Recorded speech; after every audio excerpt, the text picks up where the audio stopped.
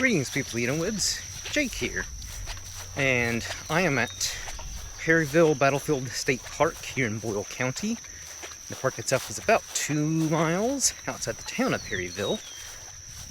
So what makes this park so, I guess, significant is these grounds that you will see here in this video is where the largest battle of the Civil War was fought here in Kentucky.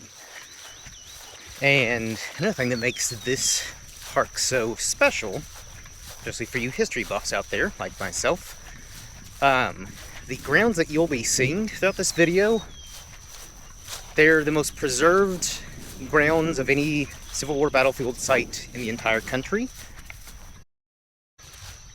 Additionally, since they are the most preserved grounds, they are relatively unchanged since 1862, when the Civil War, or the battle first took place here around Perryville.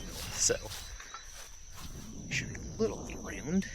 So I'm just going to make my way to the top of the hill there, where there is a plaque, some information about the battle, the general area. So, I'll see you all back up at the top of the hill. So I'm here atop Parsons Ridge, and this is more or less where the battle commenced. So there's cannon right there behind me. So I'm going to read this plaque. Also, going to preface, I've got a touch of the dyslexia, so if I mess up, bear with me here. So, defense of Parsons Ridge. Union Brigadier General William Terrell was nearly panic-stricken. To his surprise, thousands of Confederates swarmed over the fields in front of him, moving toward the Federal lines. The shouts of attacking Southern troops and the crescendo of gunfire echoed among these hills. Terrell's troops, mostly new recruits, were still maneuvering into position as they faced the terror of their first battle. Terrell ordered the 8 cannon on this ridge to fire into Confederate ranks. As the ground shook from the cannon blasts, Confederate troops appeared suddenly at a split rail fence at the base of the hill. Fearful that this artillery would fall into enemy hands, Terrell ordered a bayonet charge by the 123rd Illinois Infantry. As a poor decision, outnumbered, they were driven back with heavy casualties. So imagine, you're on top of this ridge, you're a Unionist, and then down there at that tree line, the base of this ridge, you start to see Confederates start pouring through. And against the plaque stated, the men who were defending this ridge were all very fresh recruits, inexperienced, so panic-stricken, they just started blasting. And so they began to retreat down Parsons Ridge, falling back down here. Alright, so as the Union troops started to retreat back, this is the defense of Parsons Ridge. As many Confederates reached the top of this hill, they watched the fleeing Union soldiers retreat into the valley in front of you. The Southerners lost hundreds of men killed and wounded during the fight to take this ridge, and their hearts must have sunk when they saw more Federal troops arriving on the ridges to the west. Because of Perryville's rolling terrain, the Union Army established one defensive position after another, each on a hilltop or ridge. While this hill marked the northern end of the Union battle lines, other Federal soldiers arrived on the battlefield and occupied other ridges in front of you. Regrouping, Maney's brigade charged down the slope toward the new Union lines. Little did they know that 3 hours of intense fighting remained in a battle that would decide the fate of Kentucky. So, we shall follow their footsteps and fall back, which actually picked a really good day to come here, because it's a bit overcast, rained this morning, it's a nice breeze, and overall a pretty swell day on, let's see, I think today's it's either June 11th or 12th, I can't remember, it's a Friday. So, yeah, rather nice day out here at Perryville. Which is only a little over an hour from where I live. Which is, I guess, the beauty of living in rather central location here in, like, central-ish Kentucky. The Bluegrass region is, I'm only about, like, an hour and 15 minutes away from Red River Gorge, my favorite hiking spot. And then obviously, like, just a little over an hour away from Perryville, like the Danville area. So, Hartzell's fence. During the retreat of the 105th Ohio, John Hartzell encountered a double rail fence running parallel to our line called a Devil's Lane. So this fence right here is a reconstruction of what the fences would have looked like. And even though it's in, not the best shape, I can't imagine this is the same original fencing from the Civil War. But like I said at the beginning of this video, as I was walking up to Parsons Ridge, these grounds are pretty much almost untouched since 1862 when the battle first took place. So all the footage you're going to see here of Perryville, this is more or less what the Union and Confederate soldiers would have seen as well, minus, the blacktop roads and, maybe the occasional car driving past.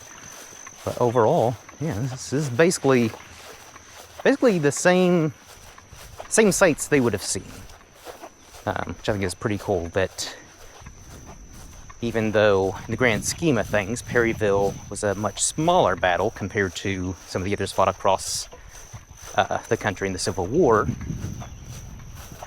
and I don't know, maybe that's a benefit of Perryville, because at the time of the Civil War, I believe Perryville had a population of about 400, I want to say, 300-400, and to this day, in 2026, its population is maybe 900. So, only took a century and some change to double your population. But I think because Perryville is in a very rural, more agricultural area, it was easier to preserve these grounds. All right. On to the next plaque, whatever you want to call this thing, the cornfield. During the Battle of Perryville, a field of high corn stalks, brown dry from a severe drought, covered this valley. Obscured among the corn, 663 members of the 21st Wisconsin Infantry Regiment waited. New recruits in the Army for less than a month, many had never fired a rifle in battle. Must have been a terrifying experience. For more than an hour, they listened as Tyrrell's brigade battled many soldiers for control of the hill above the field. Then, as the roar of battle crested the ridge, Tyrrell's panicked retreating soldiers burst through the corn. While many found the courage to hold their ground, some of the Wisconsin soldiers blended with Tyrrell's brigade and fled. As the Confederates advanced, Union artillery positioned on the hill in front of you fired into the advancing Confederates. The Union's wooden sabots fell into the corn, killing and wounding the unfortunate members of the 21st. Victimized by fire from both armies, the Wisconsinites fired only once before retreating. During the brief, chaotic struggle, all of the officers from the 21st century? What? Again, dyslexia, so, still don't know where I got 21st century. Anyways, from the 21st Wisconsin were killed or wounded. With the Union soldiers driven from the cornfield, the Confederate brigade continued their attack toward Starkweather's Hill. So we're walking up to the next ridge, and mostly just wanted to keep the camera going. Just, again, capture some more footage. This lovely overcast day. Again, you can definitely tell with all the rolling hills here why this was such a strategic location. Like the last plaque said, that basically as the Union soldiers kept retreating, so they're up on that hill is Parsons Ridge, basically as they kept retreating, they just kept falling back to different ridge lines and hilltops. With cannons, rifle fire, and all that stuff, to kind of keep the Confederates at bay.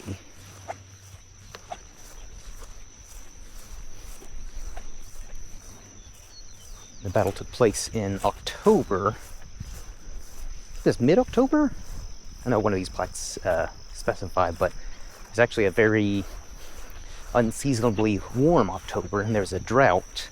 Which is actually what caused the fighting, is both armies were looking for a water source.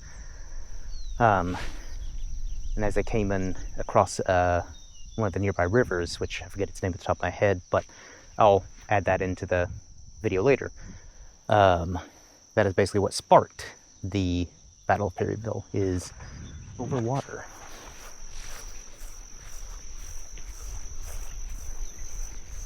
The reason why I'm saying that is because I don't remember which one of these plaques, if any of them state that, so just wanted to add a little bit of extra info and context. but obviously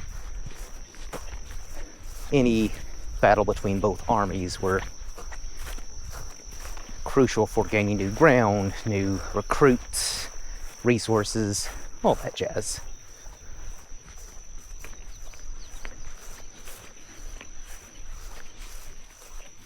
Alright. So we've now crested the next hilltop. See ourselves another cannon there. Let's read this plaque. Starkweather's Hill. Their faces and hands begrimed from the smoke of battle, and their ears ringing with the constant ripping of musketry, Starkweather's shattered brigade retreated to the ridge in front of you. They had saved half their cannon by dragging them back to new positions, although their commander, General Terrell, was fatally struck by a shell just in front of you. The Union infantry took cover behind a stone wall that ran across the distant hill. Perryville's military allowed the Federals to establish a strong defensive position behind the stone wall. Manny's Confederates pushed them that way. They fought just below the stone wall, assaulting it again and again. Finally, a Union counterattack forced Manny's exhausted brigade, now low on ammunition, to retreat back behind this hill. Both sides refused to renew the struggle. Manny's brigade fell back to Parsons Ridge, and Starkweather's troops retreated to the west. While Manny's attack helped the Confederates secure a tactical victory at Perryville, Starkweather's stand saved a third of the Union army. Bloodied in victory, some units lost over half their command. The Confederate army soon marched out of Kentucky, never to return again in strength. Alright, so we're gonna walk this way towards Manny's final line. I forget how many acres this park is. It's pretty extensive. There's trails much like this one, and hopefully the audio is decent because it is rather windy. So the trails here at Perryville Battlefield State Park are pretty mild. I wouldn't say anything is particularly difficult. Maybe some slight incline due to the rolling hills. But I said earlier in the video, if you're a history buff and also like hiking, now this is a good place to, get your steps in, do a fairly easy trails, and also brush up on your Civil War history. I think I'm going to, maybe throw on some cozy music. We'll see. Or just kind of record once I get to each ridgetop and significant spot on this little tour of the grounds. Exploring more of the trail. And another bit of, commentary. So you'll probably be hearing something in the background. Well, maybe. I guess, depending on the wind. So I recently, I'm gonna walk backwards, that way hopefully the audio is better. So I invested in a belt fan that clips to my belt, so that way I can have some nice airflow blowing down my back. You didn't realize how loud it was until I recorded the Gray's Arch Trail video with Anna at Red River Gorge. So, which that should be the most recent video on the channel. So feel free to check that out if you have not already. But yeah, I didn't realize how loud, I didn't realize that my camera would pick up the sound of the fan as well as it did. So it sounds like there's a very subtle, jet engine in the background. But yeah, don't know if you'll, mostly with the wind right now. So I don't know how well that will actually affect the audio, but yeah, so just FYI, if you hear what sounds like a small engine going on, that is the belt fan that I have clipped to me, because even though it's, I think, mid-70s and there is a nice breeze, the thing with Kentucky, man, in summertime is the humidity. So even if it's like mid-70s, but if the humidity's high, it feels more like it's in the 80s. Especially now that the sun's starting to come out, unfortunately for me, as a base pale Irish ginger. I rather prefer cloudy, overcast weather when I'm outdoors. But, you know, what are you gonna do? Starkweather's Wall, high water mark of the west. Stand was made here. From behind this stone wall, remnants of William R. Terrell's shattered brigade in the 21st Wisconsin reformed themselves around Connell? What is this? Colonel, although I don't know how that's pronounced. Colonel. Anyways, Colonel John C. Starkweather's veteran 1st Wisconsin Infantry. They were soon reinforced by the 814 men of the newly formed 121st Ohio from Colonel George P. Webster's brigade. Bringing all available firepower to bear, the Confederates of Benjamin F. Cheatham's division were stopped cold. After a vicious firefight, the Yankees, led by the 1st Wisconsin, counterattacked, driving the exhausted Confederates back, capturing a Confederate regimental flag in the process. Under the protective fire of their comrades, these troops were able to recover all of the lost cannons and pull them back safely to this position. Both sides being exhausted, this last act ended the fighting on the Union left flank. This position was held until almost midnight, when the defenders retired to a new defensive line further to the rear. The cost was high. Of the 10 regiments that suffered the worst at Perryville, 4 fought here for this wall. On the Confederate side, the 1st Tennessee lost 57% and the 27th Tennessee lost 51%. The 4th and 9th Tennessee each lost 50% of their men. On the Union side, the 1st Wisconsin lost 47% of their men. The remnants of the stone wall are all that remain of the western high watermark of the Confederacy. And their farthest push north into Union territory, here is where the Confederates were stopped and beaten back. Except for smaller raids, never again did a large Confederate force get this far north. So, I think I've done the trail kind of out. So we have to, like, you know, edit this together. But basically,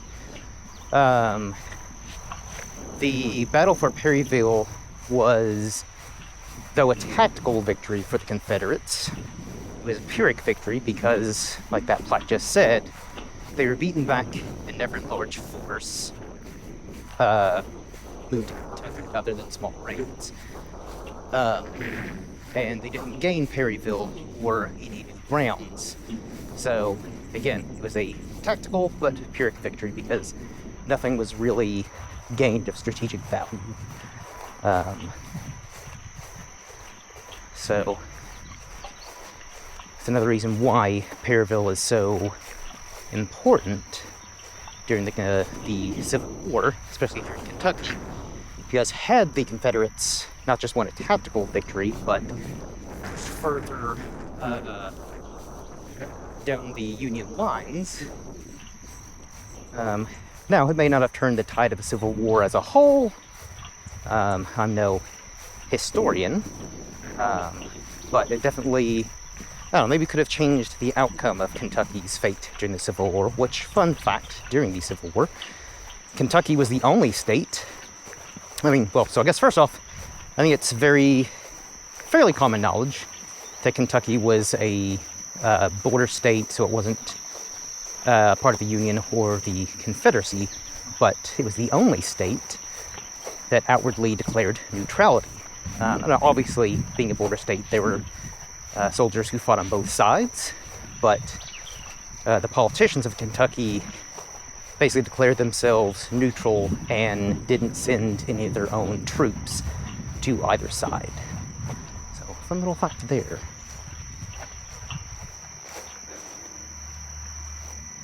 Wilkerson House Site. At the time of the Battle of Perryville, a house stood on this site, owned by farmer David C. Wilkerson, and he and his wife Harriet had 4 daughters. Like many families, their lives were overturned by Kentucky's largest Civil War battle. As the fighting raged near the home, the house was behind Union lines. Colonel John C. Starkweather's brigade made their final stand on the ridge located in front of you. On that hill, his men saved the Union left flank. The Wilkerson house quickly became a field hospital. Union Brigadier General William R. Terrell, mortally wounded by artillery shrapnel, was likely brought here after his injury. Terrell died at 2 a.m. the next day. His last words were, "My poor wife, my poor wife." The Wilkerson Road. As the battle began, Union Colonel John C. Starkweather's brigade took the small farm road to get in position on the Union left flank. The trail you are on follows the original road. So I just came from that direction, because I think I mentioned earlier in the video, I think I took kind of went the wrong direction, but all that to say, no worries. Starkweather's men had made a rapid march from Macville, 10 miles from here, and they were hot, tired, and thirsty. There was no time for rest, as the rumble of cannon fire announced the start of the battle. Starkweather returned his entire brigade onto this road, and without orders marched them to the fighting. Starkweather's brigade consisted of 12 cannon, 24 limbers, 12 caissons, 144 horses, and 2,200 soldiers. They moved off toward your left, heading for the Union left flank. The road they took goes to the Wilkerson House site, which is stop 28 on this interpretive trail. Starkweather's officers were pleased that he had taken the initiative. His division commander, Brigadier General Lovell H. Rousseau, later wrote that Starkweather had the good sense when he heard the firing in front to abandon this road and by going through the field to fall in on our left. And I found his brigade on the very spot where it was most needed. Starkweather's presence and his quick action saved the Union left flank and prevented the Union supply wagons that are placed behind you from falling into Confederate hands. The final Union position of the day is up the hill to your right.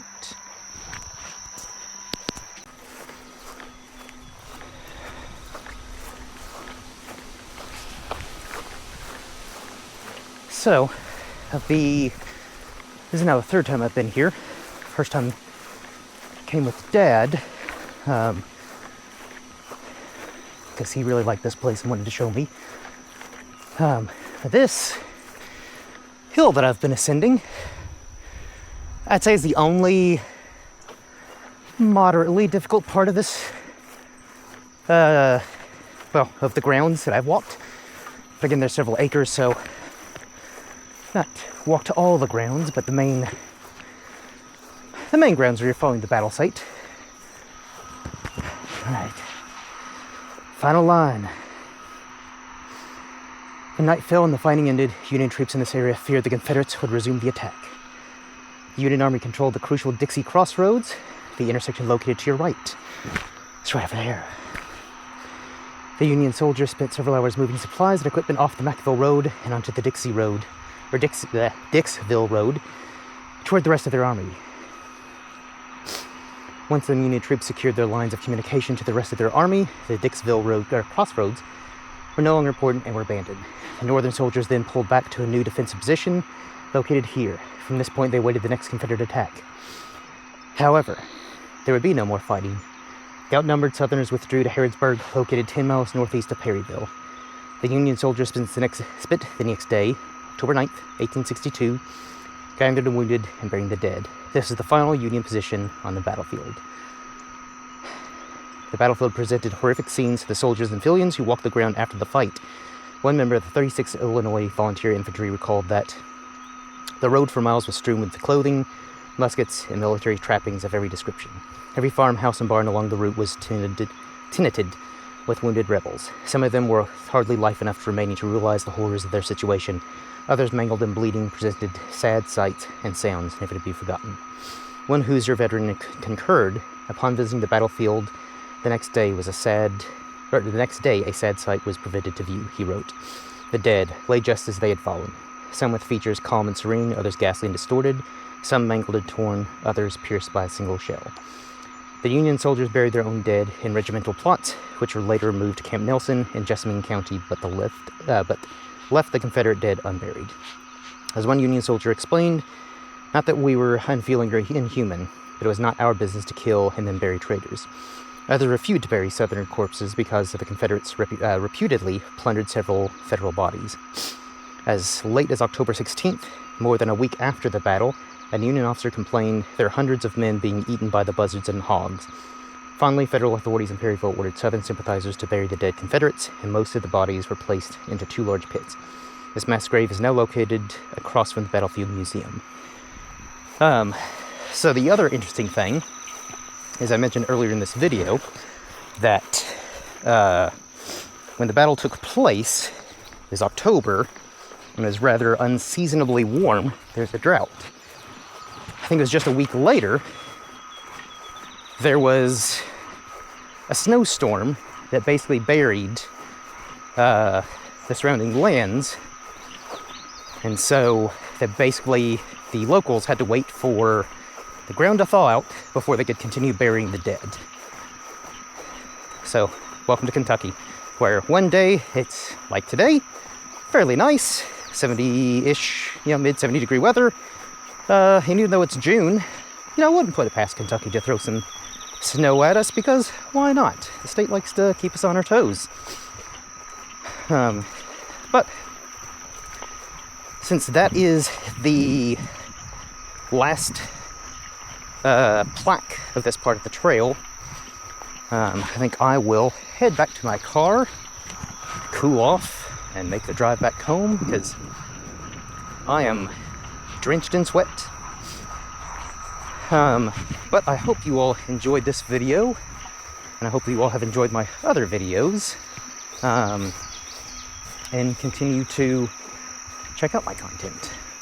The whole reason that I started or shifted my channel to these travel videos is, and I've mentioned it before, but I'll go ahead and mention it again if you're new to the channel and this is your first time watching a video on the channel. I've traveled a lot, been to 16 different countries, 14 states, so still barely scratching the surface, but still consider myself fairly well traveled. But all that to say, after all my travels, I realized I'd barely traveled my own home state of Kentucky. So I made it a point to do that this year. And so I've been going strong for the last 6 months. The channel has been very slowly but steadily growing. I'm now at 280 subscribers last time I checked, so still a very tiny little channel. But it's nice that I've gained a few subscribers. People seem to be enjoying my content, so I appreciate it. To all you lovely people who have subscribed and continue to watch my content, I very much appreciate it. So if you all, especially if you're new to the channel, would do me a solid and do the usual YouTube stuff, like, comment, subscribe, share, all that jazz. Because even though this is a hobby of mine, traveling and hiking, that I've just turned into content, it would still be great to gain more followers and hopefully encourage you lovely people and others to explore your own home countries, states, provinces, wherever it is you call home, and share your experiences with the rest of us. So I think with that all out of the way, I shall finally sign off for the day. So until next time, everyone, cheers.